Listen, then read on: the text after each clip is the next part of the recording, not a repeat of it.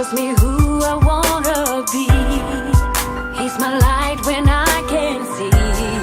He gives me reasons to believe. Fade away at the end of the day, when your heart is on the field. From his first game to stadium lights, from fall to inspiring winter nights, I'll be watching, feeling so proud. Whether he wins or loses with his home crowd, it's hard to watch, but I won't turn away, 'cause I'm his biggest fan, every night and every day.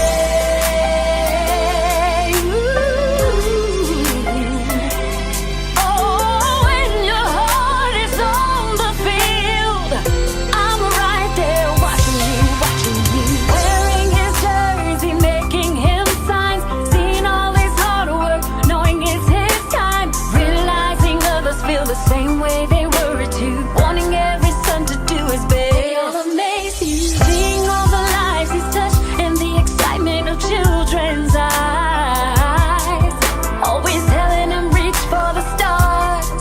He's already touched the sky. Oh, he, at the end of the day, slips away. Oh, he is the one that trusts the game in his hand. He leads his team, everything goes as planned. Doesn't matter, 'cause I am the champion, 'cause he's my son. He shows me who I wanna be. He's my life when I can't see. He gives me reasons to believe. Fade away at the end of the day.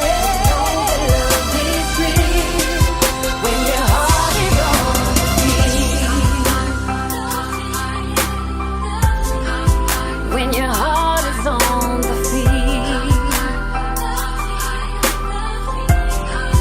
When your heart is on the field. Ooh, when your heart is on the field. When your heart is on the field. My son, my champion.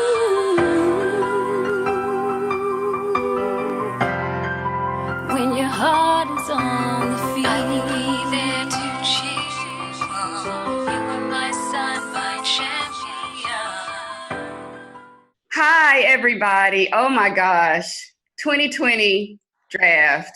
Who would have thunk it, right? From last year that we would be sitting in the comforts of our own homes, offices, cars, to present to this year's NFL draft prospects. Just what we've had in our hearts for so many years. I mean, this Draft Luncheon was a brainchild of ours, and we wanted to provide a repository of information, of education, of empowerment, of some good old-fashioned love to our draft parents and their sons as they are embarking on this huge, monumental event in their lives. And what we came to realize, what it was just not the young man going into the league, but it was his parents, his guardians, his cousins, his sisters, his sons, his uncles, his whole family.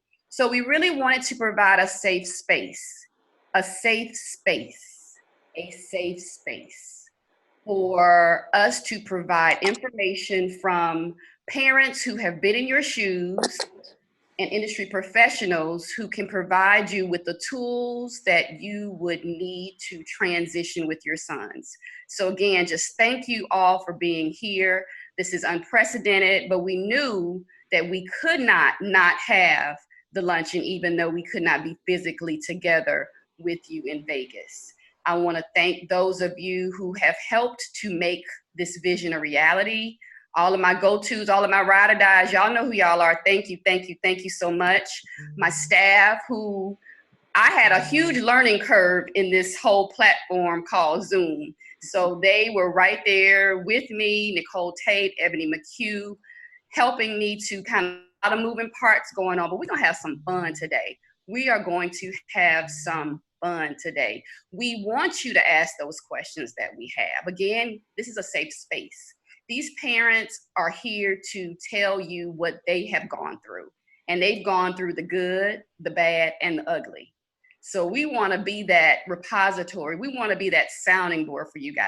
I know we have a bunch of people on who are either parents of the draft prospects. We have some draft prospects who are actually in the rooms with us, and I applaud you, congratulate you. You know you got this, right? Parents, we're here for you. Field any questions you may have. We have a chat button for those of you not familiar with Zoom at the bottom. So we will be looking at your questions. It's going to be an interactive panel. The panel sessions are designed just for that. So if you have a question for us, just shoot it on that chat room, and then we will be fielding it at the end of each session. If you have any questions, just let us know. We are here for you. Any information that you want outside of what we're providing you this day, let us know.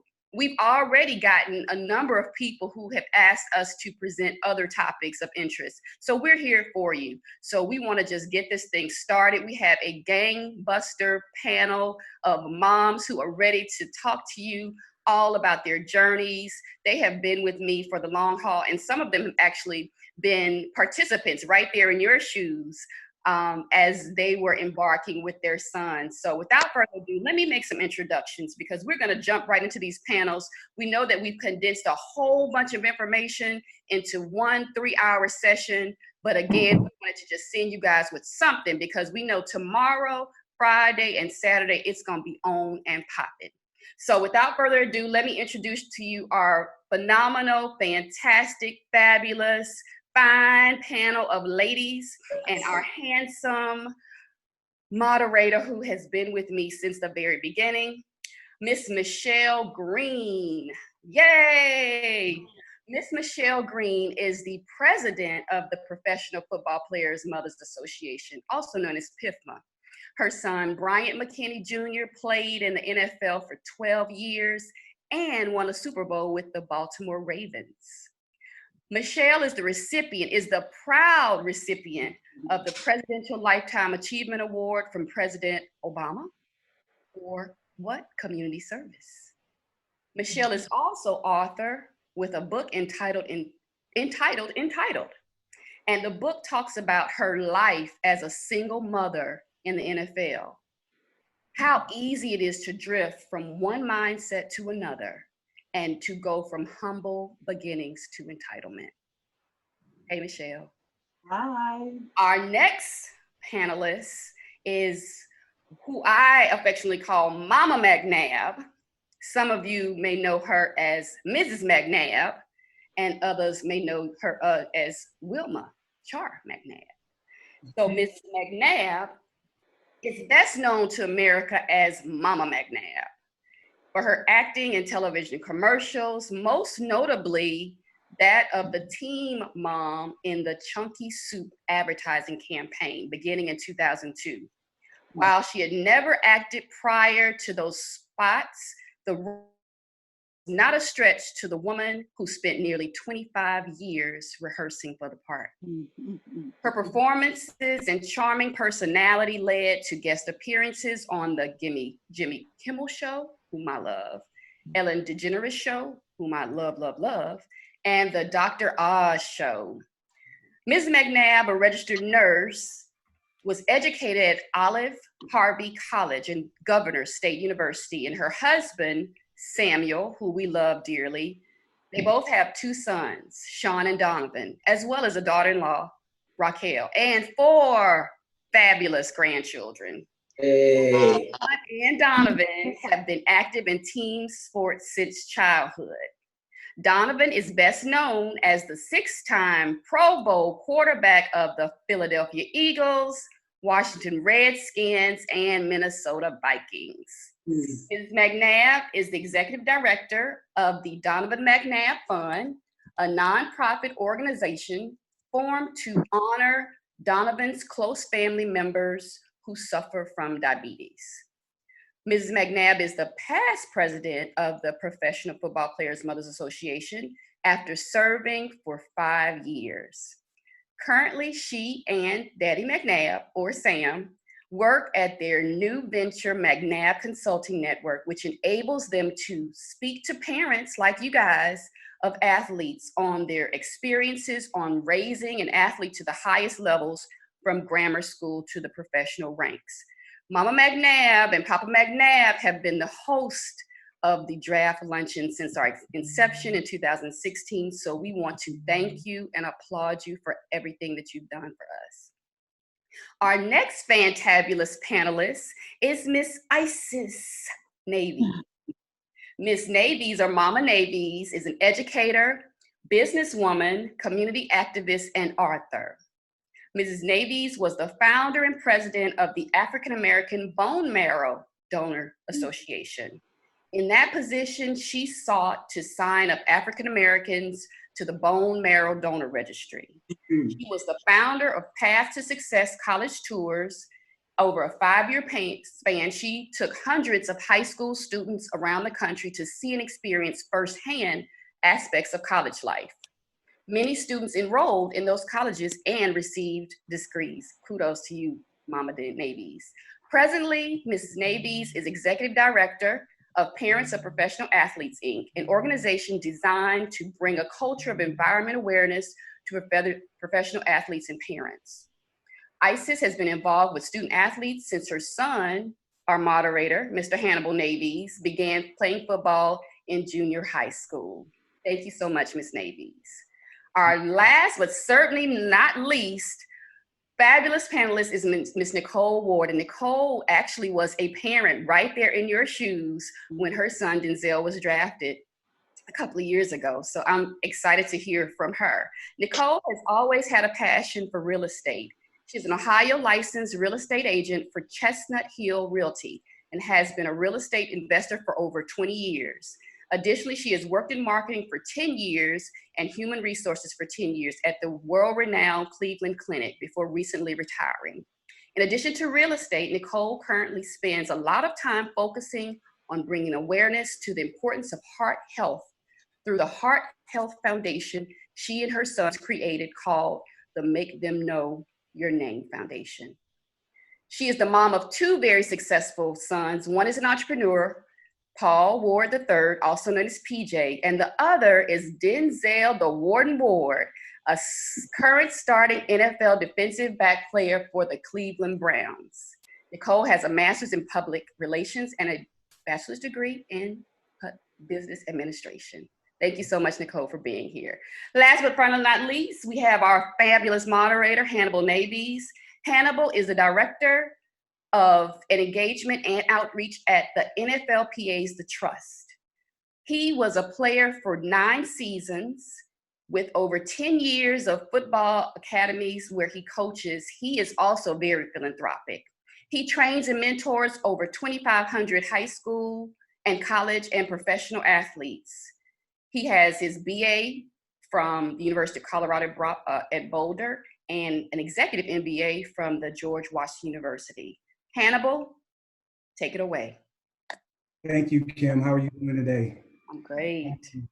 I am. First of all, I wanted to say I really appreciate you doing this. I know this is uncharted territories, but I really, really appreciate you continuing to do this, Kim. Even during this time, you're consistent with what you do and giving back to these parents that are going on this journey. So anytime you ask me to be a part of what you're doing, I definitely jump at the opportunity to do so, because what you're doing is very impactful and something that is needed. So I appreciate you continue to push through even in these times.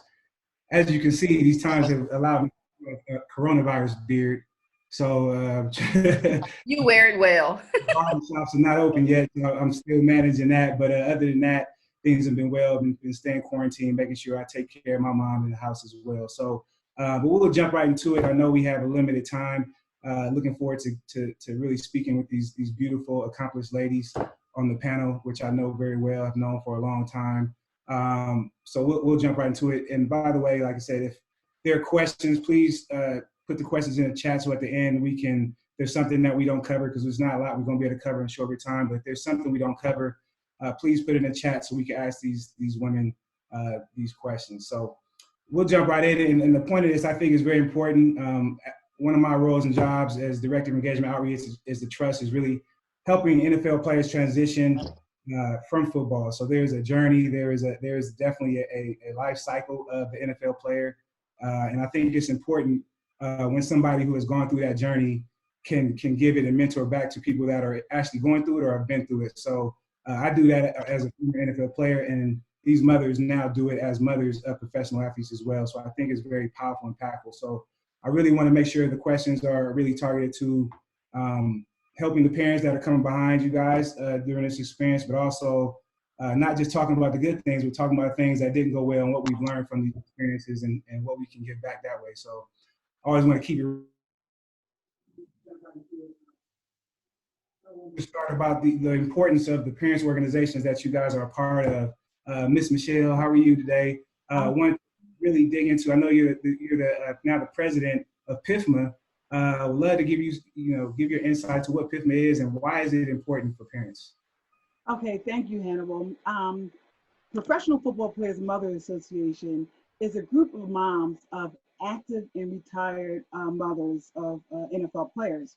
And our mission is a support system. We are to support the moms of professional players. And our mission is to serve, support, and strengthen our communities. And also, our purpose is to educate and inform moms about the business of professional football. And we also want to support our sons in their giving in the communities where they live and where they play. So we would like to just help engage moms and let them know whatever it is. Somebody has been through something with their time at the NFL, and we're here to support, to help them, to navigate them through that process of being in the NFL. Absolutely, thank you. Mama Isis, I'm gonna throw you the same question. I know that you've been a part of all the parents organizations when I played, but you've also established some parents organizations on your own. Could you speak to why is it important and why did you start that organization? And can you talk a little bit about that organization? Sure. First, I want to give kudos to Mrs. McNabb, because when I first came into the league as a rookie mom, they were there. PIFMA was there. And I was feeling my way through them and kind of learned some things through them. But I also feel like the rookie moms, they go through a tsunami when they first come. Because you just don't, there's so many uncertainties that they have to, go feel their way through, unless there are resources like PIFMA and parents of professional athletes that we call PAPA. The reason I got into PAPA through your encouragement first, and the need was so great. PIFMA is reaching across, and then we come as an extension, trying to reach even more parents, and trying to also bring them into understanding the SAT scores and different things that they would need to make the transition from high school into college and from college into the NFL. And so that's one of the reasons I got in. Also, I heard Michelle saying we're there, support for our sons. And now more than ever, it is critical that we're there for our sons, because now they're getting ready to come into an environment that's very uncertain, where we have COVID-19. And we as parents have to find out how are our sons going to be protected. So with PAPA, and I'm working with some other people, trying to figure out how do we start an initiative and involve all of us so that we're involved in terms of making sure that we set up testing for our sons and the community. So that's where we are now as PAPA. Thank you. Very insightful. Wanted to, since we're a day before the draft, and this is usually at the draft, and this is really about, that draft journey, wanted to ask a couple questions around that experience, right? It's a very unique experience. Not, very few people actually get to experience and go through that draft experience. So I wanted to talk to Miss Nicole. I know your son was drafted 2 years ago, I think 2018. He was number 4 pick in the draft. That's amazing. So could you give a little insight to what that experience was like for you and your son and you as a parent and kind of what you learned and what these parents can expect tomorrow? Yes, sure. It was, of course, an exciting experience. At the same time, it was, as someone mentioned before, it was like a tsunami. It was just a lot of things happening at one time that you sort of had to just kind of grasp and learn instantly. But at the same time, I just don't want to take away how exciting it was and just the memories of that. And as parents are getting ready to go through this process now, one thing that I would say is just take it all in, like just be sure to take it in and enjoy the moment. But yeah, so my son, he went to Ohio State, and once you actually start the draft process, it's like nonstop that first year because you're going, you're playing your final season at the university, and then you're going into the combine, and then you're going into the draft. And it's like you're kind of going into these things blindly and, having to learn everything at once. And so, again, it was a great experience, but there's a lot of things and a lot of uncertainty and a lot of things, that you don't know as you go through the process. But the one thing I do know is that it's memorable and that everyone should just take their time take the moment to make sure that they enjoy the process along the way. Yeah, absolutely. And everybody's experience is different entering to the NFL. But I also want to ask you that, Mama McNabb, I know you had a very unique experience as well, as your son was a quarterback, a Black quarterback at that, getting picked number 2 in the draft. He came on my year. So being involved in that at that level and exposure, could you give us a little insight on how did that go for you and what did you learn from that process? Well, I'd like to, first of all, say hello to everybody. And to Nicole, with her son going in the draft, congratulations again. Enjoy, savor the moment. It's one you will not forget. Every draft year, it reminds me of the draft time we went through. And that was many, many years ago. I mean, years have come and gone, but you never forget that feeling. It is an unordinary time. It's not the same. It's not what you, but it's still great and it's still fabulous. So enjoy your fabulosity that's going on. And what we went through was, as I'm sure you're probably going through, you get those butterflies in your stomach and mom's crying, tears are coming down and everybody's coming at him from which way, this way and every way. But it still was a great feeling. So I'm just really, really happy for you. Now, the fact that when Donovan went, it was, you have those agents talking to the teams and, they're back and forth in that negotiations, and that is not fun either because every time something would go different, then here comes the agent coming in saying, well, now they want to do this and now they want to do that. So that was a little difficult, but in all is all, it's been a wonderful time, a wonderful ride, and I want to make sure that you enjoy everything. And like Isa said, by having someone as veterans like we are and the organization, the association, you don't have to go into it blindly. There are a lot of questions you have, and you just want to, talk to somebody. That's what PIFMA and the parents organizations are for. So make sure you reach out to us because we're always available for you. Absolutely. Appreciate that. It's good insight as well. Wanted to kind of stay with you for a little bit, Mama McNabb, and one of the things that I've always admired about you, you've always been at the forefront of the cause of being a parent to your son and being involved in these since day one. But I know your family very well. I know your son very well. We played against each other, played together at the Senior Bowl, so I've known him a very long time. And also, I've been involved in his charitable givings and his foundations and things like that that you guys started in Philadelphia. So my question to you is, you've done a great job from very early on of establishing Donovan with, the community in Philadelphia and the community in Chicago and doing a lot of good things in that area. So could you talk a little bit, how did you go about doing that, and how important is philanthropy or giving back to your community in that position that your son had?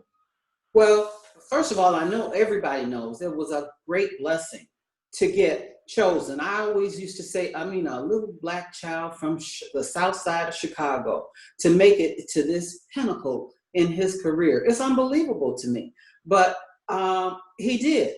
So therefore, people look up, little kids and young kids and people who aspire to be where you are. They want to see what's going on. They want to be able to touch you and feel you and make sure they can get there. And you want to show them that I made it, so can you. So that's why we decided to do the philanthropic work that we did. And one of our causes was for people who suffered with diabetes and their kids that have diabetes. Sam, my husband, Donovan's father, has suffered with diabetes for a long time. And so we did a camp in Philadelphia. Chicago, we would do the donation to the diabetes as well. But you just love to see the kids come out, and they came out in groves. We had 300 children plus to come and do the camps, and then we had people like you, Isis, and some of his fellow teammates that would come and help with the kids and go through the camp. So they always say, and I know everybody's heard it, to those that much is given, much is expected. And so you want to make sure you give back. You don't have to reach far. The kids are there. They're there for you. So we were quite honored and happy and pleased to do that. Absolutely, absolutely. Nicole, I'm gonna ask you the same question. I know your son has been in a couple of years, but you started off very early as well, getting involved with philanthropy with your son. And could you give some insight into some challenges you may have had, and kind of early on, or if you had any, and how you went about doing that, and also how that has impacted your son beyond the field? And are you speaking of challenges with the foundation, or just in general? Not challenges, but I know, not challenge. I say, well, how did you go about doing it? Because everybody's experience is different as a player trying to set a foundation. Everybody doesn't have the right tools in place, and obviously you do, right? What insight can you give other parents on how to do it right? I should say, how do you do it in the right way so that the impact is there and that your son benefits from the philanthropy and giving back?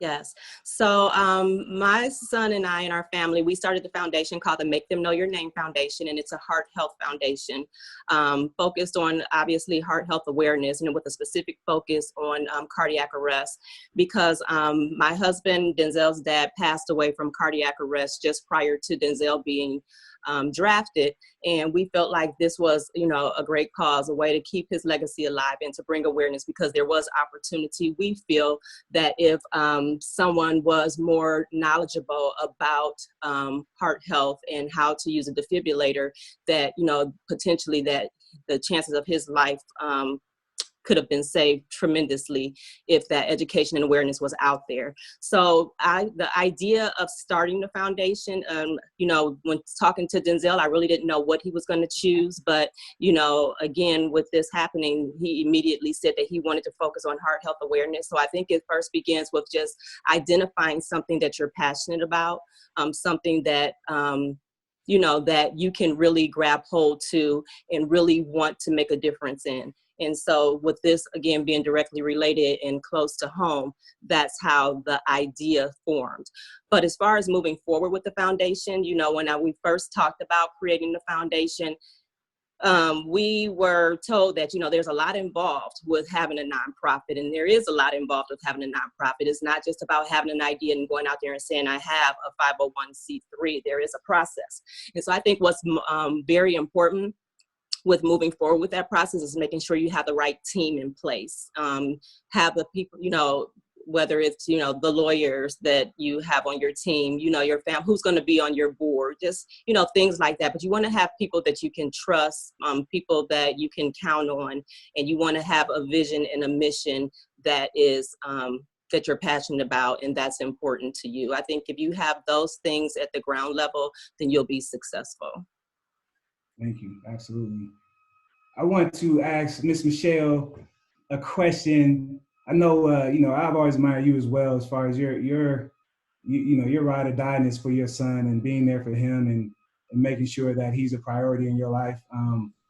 With that being said, I know that, he's a grown man. I know him very well. And how do you balance, I think at some point you probably manage certain aspects of his businesses and things like that. How do you manage being his mother and caring for him one way, but then also handling business with him and that fine line between some things he shouldn't do and should do and just balancing that mother-son relationship? How can you, what advice can you give to that? Yeah, it is. It was challenging for us for a minute because it is a fine line. 1 minute your mom, then the next minute you're more like manager. But one thing he did do though was if when in doubt, he always pass it to me. He always say, "Talk to my mom, talk to my mom," and then we would discuss it. But what I do know now is that you got to keep your support system small. You need that voice of reasoning in your support system. You need spiritual guidance in your support system. And you need that one person who's going to ride with you through the ups and downs, through everything. And I think that I had part of it, but I didn't have that full. But now that when it got, as he got into the league, I had to get those people involved with me that helped me to get, navigate through this because that NFL is no joke. And we were in there for 12 years. And then we were different teams too. So I just think that with me, he was able to trust me because at the end of the day, it was just me and him. So I told him, I said, "You have no friends. I'm the only friend that you have right now. So what you need to do is you better listen to what I'm saying because otherwise you're done." So he did listen at times. I'm not going to say all the time because he was like, "I'm a grown man." Yes, you are. But I'm seeing things that you don't see. So he did, acknowledge that. So we did, we end up, okay, we were good. Yes. But you got to put your mommy hat on sometimes, and then you got to put on your business hat and make sure that he is in the right, he's doing what he's supposed to do. And so there's nobody coming through that back door because they will come through that back door to try to board you. So he always made sure that I was well aware of what was going on in this process. Thank you for that. Mama Isis, this one's for you.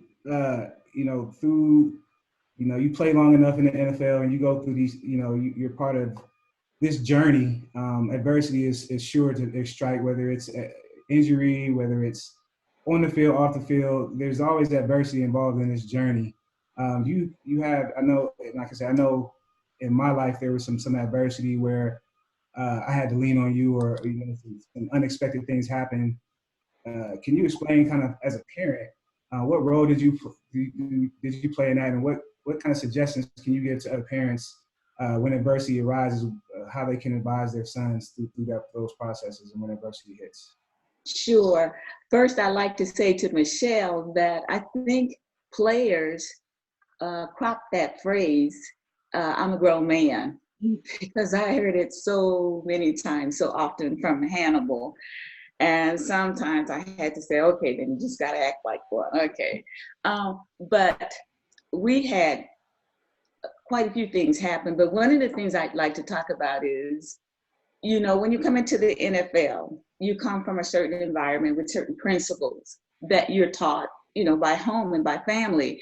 And then when you get into the NFL, you're just thrown with all types of people into all types of environment. And Hannibal was thrust into one of those positions. And I'm sure you know about the Ray Carew trial. And that was very taxing on our family because in a circuitous way, it just pulled him into it. And I think at that time he was 19 or 20. And so I had to become involved. Not only involved, I had to uproot from California and moved to South Carolina, a place that I thought was country and did not like. But I had to come there and move there because, as you know, when you are called to be a mama bear, you will become one. And I had to become one so that they knew my son was not involved in that. And you're not going to ruin his reputation by trying to put certain things out there. So we got that straightened out, but it was a very difficult year for Hannibal, for the entire team. even to the point where we had to change agents because Hannibal and Caruth had the same agent, and we just didn't want to be linked with all of that.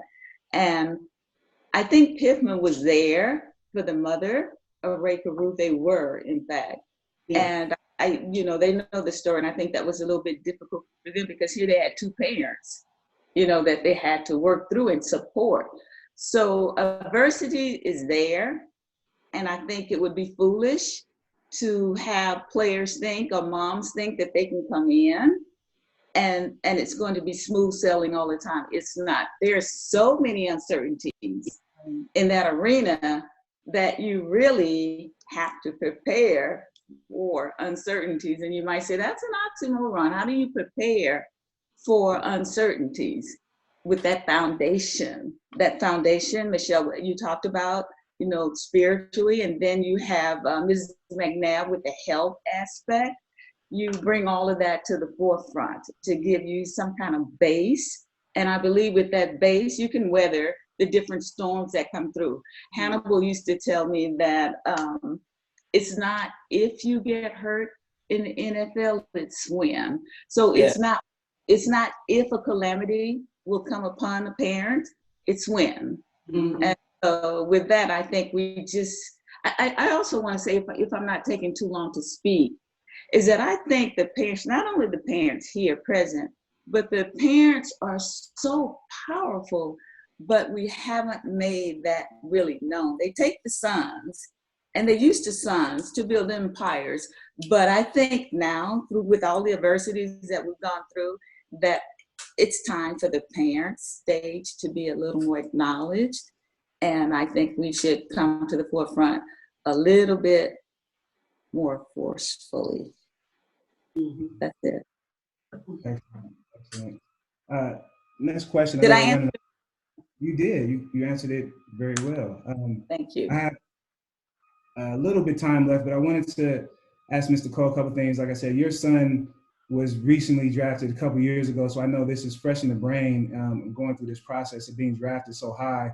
I remember, when I was playing, people saw my mother as the gatekeeper or the bridge to get to me, right? So my question to you, for the other parents that are going through the same thing, with everybody coming at them at once, financial advisors, agents, marketing, different things, how did you manage that, and how do you continue to manage that? How did you know who to trust and who not to trust? But how did you build that team and put the right people around him and make sure that he was protected? Putting the team together from the beginning, like when he was at Ohio State before he became drafted, that was a very intense, but I felt important step, because like you said, you have all agents just calling constantly, and financial advisors reaching out constantly, and just everyone just coming at you every which way. And so it got to a point that you had to begin to narrow it down.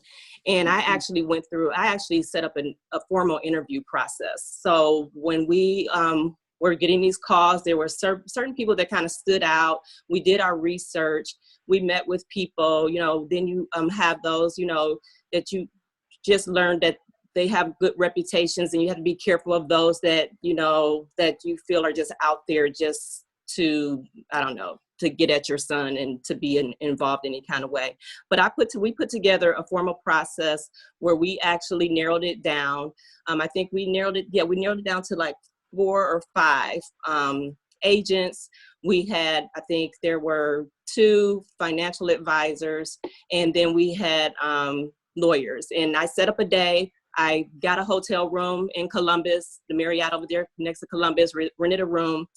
And I just had everyone come in at once. And then I had, our immediate family. We sat there and we interviewed everybody, and we had them to actually do formal presentations. And after they did formal presentations and the day was over, it was a full day event. At the end, as a family, we sat there, we went through the information, what they presented to us, and we narrowed it down, and we decided from there. And if the process just really worked well, and if I felt like it was collaborative and everybody felt good about it. And at the end of the day, I feel like I do, and Denzel does have a really great team in place. So that's kind of how we navigated that. But then to your question, as far as, people coming. So for us, I was kind of concerned because I didn't know where Denzel was going to be drafted. And it just so happened he got drafted to his hometown. So you can probably imagine when you're from a place and you're drafted to that place, everyone, they already knew of him and knew of us.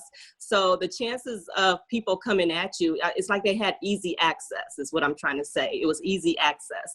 And so I knew that was a concern for me. I mean, I was so happy he was drafted to be at home, but at the same time, it's like, wow, we're at home. So everyone, they know how to get to us. And so what it basically boiled down to is that you do have to become that mama bear, and you do have to learn how to say no, and you have to set those boundaries and expectations early. Because if you start saying yes and everything, and trying to please everyone at the beginning, then they're going to expect that from you, and they're going to keep coming back and keep coming back and keep coming back. Mm-hmm. But if you set the expectations early, that it's not going to be easy access, and I will say no, and we're not going to do everything you ask us to do, or we're not able to do everything that you ask us to do, then they will understand that, and they will approach you differently. So you have to learn how to say no. You do have to step up and be mama bear, and just set expectations, clear expectations very early in the process. You have to start out how you can hold out. Yeah, absolutely. That's great. Great advice. I think my time is up. I really appreciate you ladies and your insight. It's been very helpful for just myself, but the people on board. But I do want to ask one more question and just lay it out there. Be brief, because I know Kim is keeping us on the clock. But Miss McNabb, Mama McNabb, I want to throw you one more question, since you are one of the, been at the forefront of this from the very beginning. If you could give one piece of advice to the parents listening, to their kids, to their sons about to go through this journey, especially the kids that are going to get drafted tomorrow and the next day, what piece of advice would you give them, to take on this journey with them? You just always have to stay in prayer for one thing, that's for sure. And you and your son should establish, and your family. We used to call ourselves Team McNabb, and we were a team. And I have one other son. So we have to discuss everything. So you need to, get with your family for mostly everything. Don't try to go out there all willy-nilly by yourself, because trouble may come. So if trouble does come, we're all ready. We're all ready for that. We have that fence around you. So just, you just have to keep in prayer and make sure. I always used to say that Donovan, one thing he would do was listen. And so I was just grateful for that he would listen. So hopefully your child will do the same and listen, but you have to establish that we're in this together. We're going to help you through the good times and the bad times, but you have to just keep me aware. You just have to talk to me and let me know what might be coming down the pike. All right? I don't want to hear it on the news, because sometimes that's where you will hear it. Because I remember he got in some trouble, and I'm sitting here like boo-boo the fool, and it's like, what? And so then you call him. You're like, hey, what? I said, you were just here. What's the problem? No, what? So please don't just let them hear it from other people. Let it hear from you first, through the good and the bad. Absolutely. We're going to end it on that. I think that's our time. I really appreciate you ladies and your insight. Thank you very much. Thank you. Thank you. Thank you. Hey, hey, it's so emotional, 'cause we watch the games a little closer than you. And yes, it's personal, especially when that one belongs to you. He's my DNA. If you're sitting next to me, please watch what you say.